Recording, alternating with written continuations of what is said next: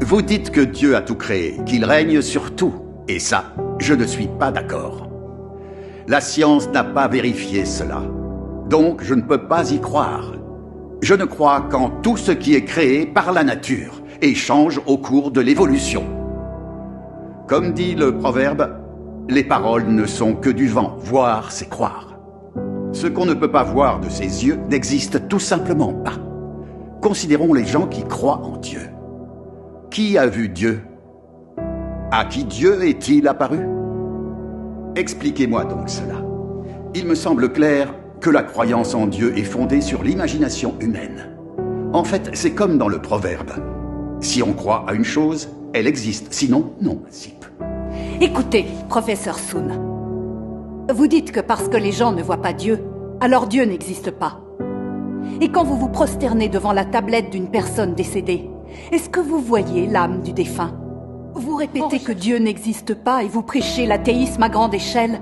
Mais en privé, vous croyez à de faux dieux et adorez des esprits maléfiques. Ces actes ne constituent-ils pas des mensonges et des tromperies vis-à-vis des gens? Vous voyez bien que les paroles et l'œuvre du vrai Dieu sont la vérité et qu'elles apportent à l'homme lumière et salut. Dieu est esprit. Bien qu'on ne puisse voir son corps spirituel, on peut entendre Dieu prononcer des paroles. Et on peut voir l'œuvre de Dieu. C'est un fait qui est absolument irréfutable. Depuis des milliers d'années, Dieu parle, guide les hommes, sauve l'espèce humaine et régit le destin du genre humain. Dieu a également révélé de nombreux actes. L'expérience humaine et la connaissance pratique de ces choses ont donné lieu à bien des proverbes, tels que « Aide-toi et le ciel t'aidera »,« L'homme propose, Dieu dispose », « Les hommes sèment, mais la récolte dépend du ciel », « Le ciel donne toujours un moyen », « Les plans des cieux supplantent les nôtres », « Le destin de l'homme est écrit dans les étoiles, etc.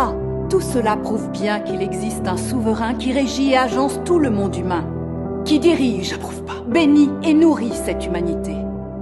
Il y a aussi des expressions fréquentes comme « un esprit observe juste au-dessus de ta tête »,« les gens agissent, les cieux observent » et « on récolte ce que l'on sème ». Tout cela montre bien que Dieu est le Seigneur de la création et que Dieu régit